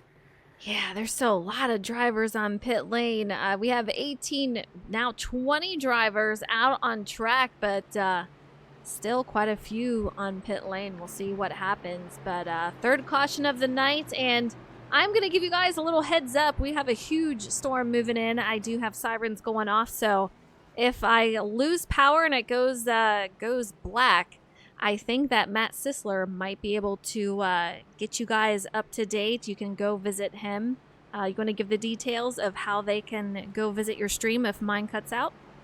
Absolutely. So I've got it running. It's not as nice looking as Eliza's, but I do have it, my rudimentary setup running, guys. If something happens, if Eliza has to go off the air for any reason, which I would encourage her to if it looks really bad, not trying to goad her into anything, just like, seriously, like if it gets bad, go to shelter. But I am over at twitch.tv/sismoney_gaming. I've got it ready, and I'll try to bring you guys to the checkered flag as best I can, and I'll even maybe try to do the post-race interviews, although I don't think I have the permissions to drag people into the thing, so I'll just have to ask people. You should actually be able to do that if that's, yeah. I think I gave you permission, so you should be good, sir. You gave me too much power. I'm kidding. All kidding. that I promise. power. I know you can just steal people from their chats, but yeah. Hopefully we won't have to, but give them a follow. Give them a follow, see what's up. Absolutely, and I do. I do stream. I rate my races from my in-car a couple times a week. Just doing a quick plug for myself. I have a league tomorrow, our league finale on Wednesday, where I'm trying to not blow a championship where I had a lead with 4 races to go on Wednesday. So come join and see if I can somehow hold on to that. Leagues on Thursday, and then I also run alongside Matthew Gale in Nitro on Saturday. So if you guys are interested, would appreciate the follow, but hopefully we can finish out this broadcast here on Eliza's channel. There you go. We're getting ready to go back to green. Yoko, I see you out there. We have a registration is closed right now. We do have a waiting list, but I'll let Austin Mitty know if it goes open. But we have about 8-9 on that list currently. Horseboat, hope you're doing well. Ryan Robertson in third. Josh Cole, I think he might be on pit lane, or yeah, no, he's actually 13, so we're good to go, and we are off back to green. Lap 54 of 75 has been a very clean race. Got 1 caution, and you know the saying, cautions breed cautions, and I think we're going to see a little bit. I think these guys hopefully will be a little bit more careful, but man, they are stacking up on that inside. 100%. Jacob got a good launch. I thought he got a little too far out there, but it turned out to be perfect to get him down in front of the 93 of Joe Berg and the 68 of Thomas Harmon. 2 guys who definitely know how to push at plate tracks. Good move by Jacob. Got out there and get himself clear as Matthew Gale's 4th on that inside line. He's level with the outside line leader, Ryan Robertson. Taking a look. Yeah, we're taking a look out the rear of Jacob Zaff. You can see Joe Berg giving him a nice shove. 3rd is going to be Tom Harmon, and man, long line all the way back, and it looks like that midfield part and the high side, they are a little bit further back, so these guys really trying to get situated, trying to make their way up through the field. Yep, and again, it's lap 55. That's where I said the aggression is going to pick up. And now with these drivers having even less time at the back of the field to try to get forward, it's definitely business is about to pick up. It most certainly is, and we have a couple of drivers that are out, so really a huge bummer for those guys. But these guys that are in the field, elbows are out. They're trying to make their way through the field. Laps are quickly running out. We're on lap 55 of 75, so they are about to hit 56, so they're on the run now. 100%. You can see it, and talk about like guys having issues on pit road but getting saved. Tom Flitcroft had that spin coming onto pit road. If the race plays out green, he's in a world of hurt. But he's right up there now and right on the back bumper of Harmon, who has to try to go around Zappville. Uh-oh. Caught in the middle. That inside line's going to get a huge boost. Man, oh man. Looking very chaotic. Can they get that settled in? Try to get back in line. They have Hunter Johnson behind them. And I told you, these guys, very good pushers, but it can be a huge risk.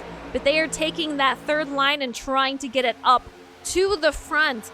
Joe Berg is going to be your leader currently. Thomas Harmon already moving up into second. And those three guys on that high side, nose to tail, they know how to work together. Yep, definitely know how to. They definitely do, and they're making it work up top. And Berg trying to come up and cover, and that was not a great move. He's going to get caught in the middle. He's going to leave Harmon as the leader on the outside, and it's now Matthew Gale with Ryan Robertson behind him on the inside. And now Harmon's going to drop down to that front three, all able to, but Flitcroft's choosing to stay up top. Huge shakeup with all these guys moving around and just really being aggressive.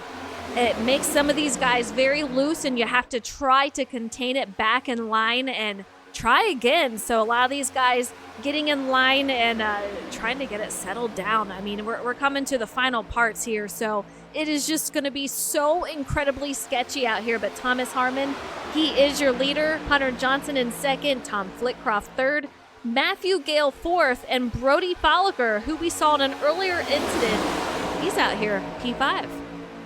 Yep, and he got his damage fixed. That's really good. It was luckily not too severe for that number 42 machine, and he's able to.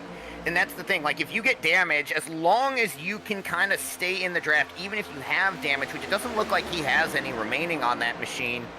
Like, you can't, if you can just stay in the draft, you have a chance. It may not be the best car to lead if you have damage, but right now I think if Brody decides to go for it, I think that car's got a clean nose, and he could probably take it if he wants. Our Xfinity champ, I know he would love to have a win out here in the next gen this season, so we'll see if he can't make it happen. Again, we've had 4 different winners. I think that we can get a 5th. We've had Jimmy Clocker, Thomas Harmon, Brendan Book, and Tristan Helf. So I see a couple of cars blinking there. It's going to be very, very tight. Not what you want to see when you're in this close of quarters, so we'll see what happens. Yep. Joe Berg blinked a little bit down the back straightaway, and if you're not aware, Chad, what that does is that car vanishes, all the momentum, all the air, all the draft for one car goes away, and it can allow another line to accelerate and catch up, especially because if you're behind that, you can't just fill that gap, because if he comes back and you happen to be in the rear bumper of the car in front of you, it's just an accident. Like, so you have to lay off. Couple of FIWB drivers making their way to the front. Brody Folliker takes to the high side along with Joe Berg, and they are going to make that line work wonderfully. Now we're going to see if they can get that line really formed up and try to get away, but it's going to be Tom Flitcroft on that inside with that momentum. He's getting a huge push from Harmon and Hunter Johnson, and we've said repeatedly how those two are great pushers, and you can see it working right here. Absolutely, the Tom and Tom show at the front of the pack right now. Oh, we got a car spun off turn 4. I didn't see who that is. Evan Adams, I do believe, yeah. Yep, but he's got it going, and no caution. He spun far enough down. He's got it rolling, so he doesn't get the Eric Jones luck where the caution comes out, where he gets spun off of turn 4. Unfortunate for him, but we keep it green for now. Man, he's had some bad luck tonight. Really unfortunate to see, so Hopefully he can get his way back up there, but it's going to take a caution to get that to happen. Oh, now but you said it. I know. I don't want to see a caution. You guys know I don't. But every time I say it, it happens. Let's not have it happen. Tom Flitcroft, he is out here first. Tom Harmon, he has gained 22 spots, sitting up P2. Hunter Johnson up 20 spots in third. So they're doing phenomenal. Ryan Robertson in fourth. Matthew Gale fifth. Travis Stroney. We haven't talked a lot about him tonight, but he is up here in sixth, quietly making his way up through the field, up 12 spots. Absolutely, and that's good to see Travis do that, because we've talked about it a couple different times, haven't we, where he's had tremendous speed for our SnB rookie. He's just had the bad luck. It's not gone his way, so could we see him potentially get it if the cards fall his way? We're about to find out. Brian Pizzakimi, that's another one, up to P9. Looking very solid, and man, this leaderboard is just all over the place. I can't keep track of who is where currently because they are just everywhere. But Travis Stroney, he's moving his way through. Dylan Robb, Ryan Robertson, P17. Brody Folliker, he is in 18th, now 17th. So these guys are all over the place. Absolutely, and talk about all over the place. Multiple cars jumping from low to high, high to low. Jordan McGraw, who was another one involved in an accident. His team got it fixed. He's up there trying to find a way forward as well. We're coming up in a few laps, 10 to go, so it is quickly coming to a close. But Tom Flitcroft, he has won several super speedways out here in SnB. No surprise if he gets it done here tonight, but I don't want to give him the booth jinx. Don't want to curse him out here. So we'll see what happens. But the two Thomases, they are leading the field. Yeah, and they've got a nice 3-car gap if they want to drop low, but Jordan McGraw jumps high. Hunter Johnson low, and Flitcroft, and that's the advantage of being out front by that extra car. Flitcroft was kind of able to gauge where was the 88 going to go, and the 88 had room to get down, and Tom reacted, covered him off. Third line trying to make their way up top. That is going to be the two of Ryan Robertson. We'll see if he can't get some help more than Travis Stroney in that 14 and Joseph Turley in the 30. 3 cars are great, but it's going to take a lot more than that to get that third line up front. 100%. If these guys are not saving fuel, like I said earlier, and trust me, folks, they are not now. You're going to need more than 3 or even 4 cars. This isn't like the Gen 7 package from a year or two ago where that could feasibly work. This is not going to work. They're going to need more help, and we get closer to the end. Be ready for more guys in that second lane to try to jump up and take the run. We have a couple of drivers off the pace here. Fortson Poston, Philip Bridgman, Evan Adams, and what you see, Matt? Thomas Harmon, I think, got a little bit of a push off too. Had to catch it. Good save on his part. That could have been ugly. Here they go into turn 3, just flying by that low line, just really on a run. Trying to get that middle line led by Jordan McGraw up to the front, but man, they have their hands full. Lap 65 of 75. This race is just about to get started with how aggressive you're going to see it. And Thomas Harmon, he is leading the field out there. Tom Flitcroft right behind. Hunter Johnson in third. Andrew Zaff fourth. Matthew Gale going to take over that 4th spot. Jordan McGraw on the outside. He is led by the 89 of Andrew Zaff. Yep, and now Hunter jumps up to cover that and try to carry it. But that slows that outside line's momentum, and it allows Harmon and Flitcroft to move up. And now Flitcroft dives low to get the push from Gale into 3. They're now going to be side by side for the lead. Chat, let me know. Who do you have winning? It's coming down to the wire. You see that Tom Flitcroft, Thomas Harmon, they are leading the field. Can they keep it coming to the final lap? Will it be a side-by-side race, a battle at the line? Who knows what it's going to be, but man, this is getting crazy, Matt. 100%. Like, this is, if there's any lift, it's all, there's supposed to be give and take. That's pretty much now. It's now, if you can get the nose of the car in there, you're going to get the nose of the car in there because maybe you can get the rest of it.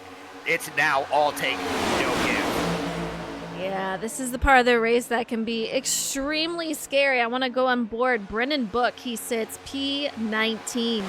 Let's go on board with him on the hood cam. You can see him. He's off of the group that's in front of him.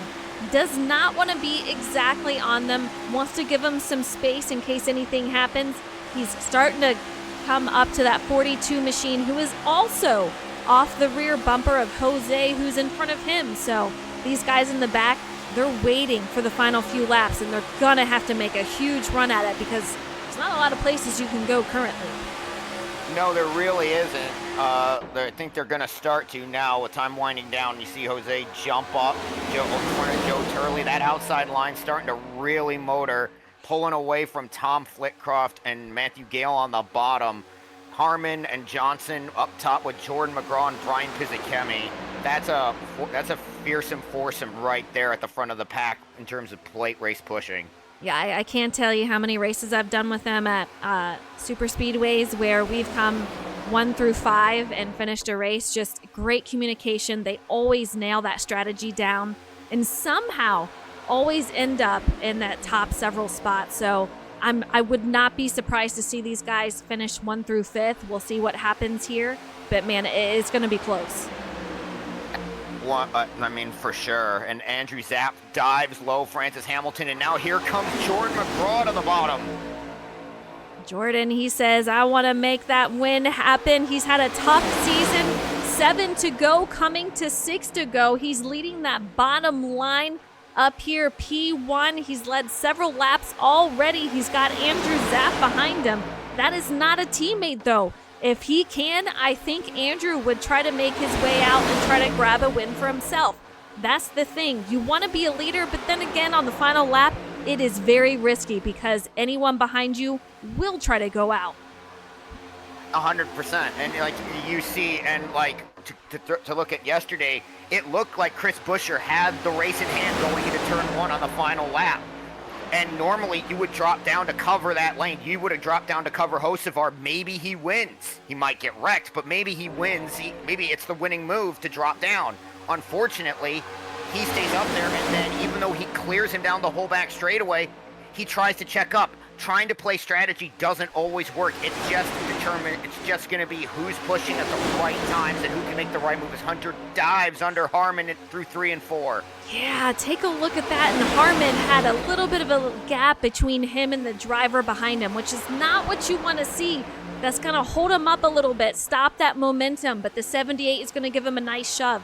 These guys have worked together for years. They know what they can do.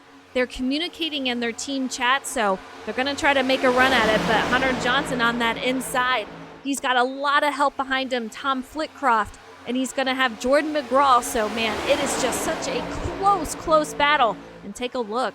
At the end of that straight, we do have a set of drivers. Yep, we got some cars off the pace involved in earlier accidents. Fortson Poston, Evan Adams, and Philip Bridgman way off the draft.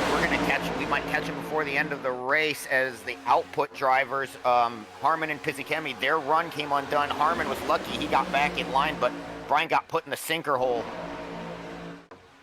3 lines out here, and Travis Stroney in that 14 car is going to lead that third, and we have what looks like 4 lines, and I don't think it was on purpose. He had to take it to the outside. That third line is quickly dying. Meanwhile, that middle line led by Hunter Johnson, they have a huge run, doing a great job, but Jordan McGraw saying, not so fast. We're making this low side work. He is doing a very nice job. He, like you said, if he didn't have bad luck, he'd have none this season. And right now, he is in a prime position to snap that bad luck streak, but it is far from over. Yeah, it's going to be a tough battle to win this race. I have a feeling it's going to be a photo finish. We'll see what happens, but coming up 3 to go, Jordan McGraw for FTR currently leading the field. He's got Hunter Johnson to his outside. Thomas Harmon giving a huge push, and William Roberts in that 71 car on that inside line. Also, these guys, 3 to go, Matt. Man, I am so nervous. I'm excited. I want to see how this plays out. I'm also still, once again, very glad I'm not driving in this because I would be I would be very, very nervous, and I would be white knuckling all the way around right now. Like, if you're deeper in the pack right now, you gotta hope for something. Like, even I'd say Gale and Hamilton, you've gotta hope like something happens in front of you and you can break open, because it's right now the winner's gonna come from the front like couple rows unless a third line forms. Taking a look at that gap that Hunter had between him and the driver behind, which was Tom Flitcroft. That has since closed, and Tom Flitcroft has made his way up to his bumper, but man, there is just no space between these drivers, just doing a phenomenal job. But Thomas Harmon, you know he is planning a way to get his second win of the season. He has to have that space between him and Jordan and that high side to try to get a run out there. So many things, I guarantee, going through his mind currently. Absolutely, and like that's what he wants. Like, if you're in this group, if you're in the front couple cars, you want to have that gap to the outside to where off of 4 you can jump up.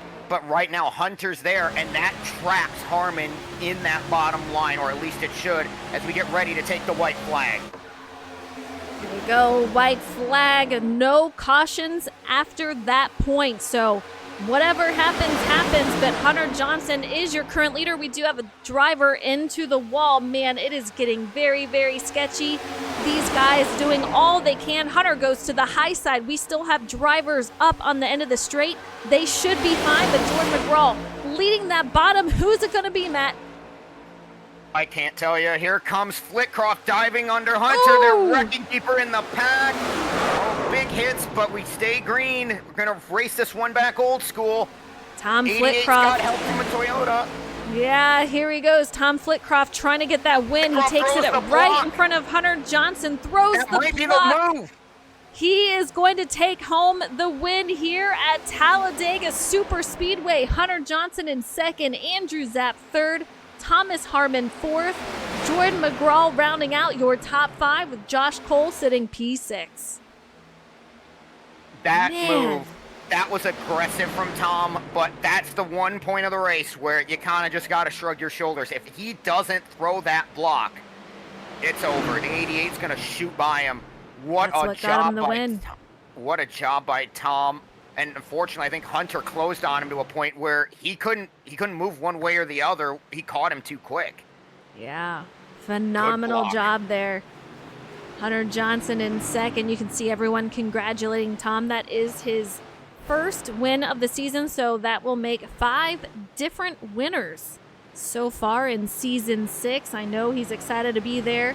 And victory lane, we're going to see everyone congratulating him as he comes around to do some celebratory burnouts. Well earned as well. That was not that. He made that look semi-easy. That was definitely not easy. When that pack broke down to be like 4 cars in the middle of turn 3, like any one of those 4 could have won it, because if Tom's a split second late trying to cover the 88, he's going to end up in the outside wall hard. Great job by Tom. Just perfect timing in his mirrors to make sure that one that Hunter couldn't get past him. Yeah. Taking a look at that celebration. Just a crazy race, start to finish. Everyone just giving it their all. And like I said, I think these drivers learned a lot from all the super speedways that we've done preseason and during the season. It has really paid off with what you have to do to make it happen. But that move, like you said, I think that's what got Tom Flitcroft his first win of the season. And I know he is phenomenal at the super speedways, and tonight is just a showcase of the talent that he has for that. Absolutely, an absolutely wonderful job from him. I know if he could do the host of our celebration, he'd be doing it right now, going past the fans in the tri-oval. Tom, it is Eliza, man, celebrating out there. First win of the season, but you are no stranger to those super speedway wins. Take us through how you got it accomplished. We saw that move on the last lap. Take us through what happened. It's all a blur right now. I'll be honest. It's just like you're just they're so focused in the zone and just trying to take it, corner by corner, straightaway by straightaway. Not even really lap by lap because things just change so quick. But luckily, we teamed up a little bit with the FTR guys. Hunter Johnson, thank you, man. Definitely could not have done it without you and Tom Harmon and J Mac and Brian and all those guys up there. Brendan unfortunately got into a little accident, and so did Repeat. So we weren't able to, stay together as well as we wanted to. But sometimes you just got to take the runs too at the same time, and we wanted to stay lined up with each other and keep pushing because we thought we had a pretty good thing going, but you kind of just got to keep taking those runs and just fill the spot in those bottom two lanes because the third lane just it's almost like iRacing made it way too realistic now. It's literally what happened yesterday. So Right. um trying to keep that mentality, really changed. At the beginning I just kind of hung out in the back and just waited out some wrecks, and luckily that played to our favor. But just kind of got really lucky the way things played out there. I just made the right move at the right time, and luckily led the middle lane up to the outside of the leaders there. And from there on, I really don't even hardly remember like the last 15 laps. I look down, I'm like, oh my God, we're coming to the white flag. I'm like, oh my God, I haven't been paying attention. So Yeah, that seems to be it how was these crazy. races go. Yeah, it's Uh, crazy. It's so difficult. It really is a game of chess. But sometimes you're just in the right place at the right time. So that was friggin' awesome. Team communications, how difficult is it to try to make your way into pit lane? We saw a couple of drivers lose it going onto pit lane. How is that? Just one of them that crashed. So luckily there was a caution afterwards. It's probably the luckiest caution I've had in a long time. So I just, I was like, okay, I don't want to run into these guys. I see Harmon cooking it on there, like William Sawalich, but he didn't get a penalty. I'm like, how the hell did he do that? I'm like, all right, I'm going to downshift into first now. And as soon as I did, my RPMs were too high, and I wheel hop and smacked the inside wall. Somehow didn't have any damage, and then I Wow. just got super lucky with the caution at the right time, and um, just kind of went from there. Well, you made it happen. Gained 4 spots to get the win here at Talladega Superspeedway. Fantastic win. You did a phenomenal job, and that last move is definitely, I think, what snagged the win here. But like I said, no stranger to the Superspeedway wins. You know exactly what to do and what strategy needs to be played. I gotta ask, next week we're headed to Texas. How do you feel about that? I think Texas has actually turned into a decent track. I mean, it kind of got a little hate after it's repaved, but I didn't really mind it on NASCAR Heat 5 when we had a lot of league races over there, and it's actually kind of, I don't know, it's unique. It's kind of like a different Darlington. It's different on both ends, but um, we'll see what happens. I don't.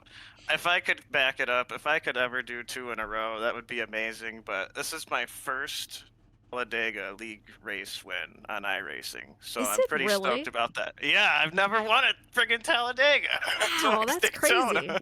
So Wow. I'm like, I just kind of surprised, and I'm super happy about it. It was a great race. We had a really awesome first green flag run. That might have been the longest one, I think, of the season. So that was pretty sweet to have that happen. Everybody was taking care of each other, even though there were a couple of sketchy moments I'm sure you saw in the Oh, pack. yeah. But we were, yeah. That's why I'm like, I'm gonna hang out in the back here just in case. But it all worked out in the end, and I think most people had a pretty fun race. For sure. All right. Well, congratulations to you. 5th winner of the season. First at Dega. Let's go. So exciting stuff Let's here. go. But all right, Matt, we have P2 out here. Hunter Johnson talked in chat. And after that, had a little chaos. But man, take us through his race. Absolutely. Hunter, Matt up here in the booth. Almost, man. You were leading on the white flag. You had Tom behind you. And was there anything that you were looking at that last lap? Take us through it. And from your perspective, was there anything you could have done to maybe try to keep that 8 car behind you? My plan was just kind of stick on the top, stick where the run was, try to pull the bottom lane up if I could. It got a run, and then I think they ended up wrecking into 3, so then it made it a 4 or 5 car battle. So it kind of, I had Andrew with me, and he gave me a good push, and then Tom came up, took my run. I ended up hitting him. I tried to go under him, and then he come down, blocked it. So great job on that. And then Andrew side draft the right rear a little bit, pulled me off of him, so I couldn't build any more of a chance. So I don't know. It seems like my luck. I always lead either the last lap or anywhere near the end, and never could actually pull it off most of the time. But all around, good race. Can't be too upset. I know my plans for these super speedways never work. I show up, I tell myself I'm going to ride in the back, and I find myself leading most of the laps. So I think I come up 2 laps short for the most laps led for the race. So I can't. That's the only thing I'm going to be down about. Other than that, it was a pretty good race. Had a lot of guys I was working with, and it was fun. Maybe be back for the next one. Maybe. It looked to me like on that last run, you had like the car looked fairly stable. You were doing a pretty good job of covering both lanes when they built runs. How, like, with all the movement going on behind you, how were you able to like kind of keep that in check until that final lap? Best way to do it is these cars don't like aero push. They like aero push more than they like being pushed. If the guy behind you can stay off your bumper for a little bit and kind of start a surge, and then him, second car in line, third, and maybe fourth car in line can start pushing, you can really make some big headways. But you just got to see the run come, kind of give it like a little aero block, and then pull the bottom lane or whatever lane you want to come to the front. You got to just pull it back with you. So you just kind of got to take the aero push for a second and then pull the bottom lane back to you until they hit you. So just kind of got to work the runs and see where they come from and just try to play a little defense. It's I think my specialty is just seeing where the run comes and taking the run and blocking runs and not being overly aggressive. I definitely enjoyed it. I love super speedways. Just came one spot short. Yep, and next week we go from the biggest track in NASCAR down to a track that says it, a track with the motto "It's always bigger in Texas." Even though this is a mile and a half compared to this, what are your thoughts heading to Texas? Yes, just yes. I don't like the track, but yes. Fair enough, Hunter. Well, hopefully you can keep up the momentum and you can have a good run at Texas next week, even if you don't necessarily like the track. Thank you. All right, we got Andrew Zapp up in the booth. Eliza, that one is yours. Yeah, Andrew up 25 spots representing FIWB. Take us through your race. How did it go? How was that draft working for you tonight? I mean, yeah, we just started on the back. Figured it's a plate race. We don't have to really get like too stressed out into the front. Me and Francis Hampton always find a way to get to the front. It seems like in these races, unfortunately, he got wrecked there in like the last lap. And at that point, I was pretty much committed to just pushing Tom. Figured I owed him one from kind of stealing that duel from him there in the first week.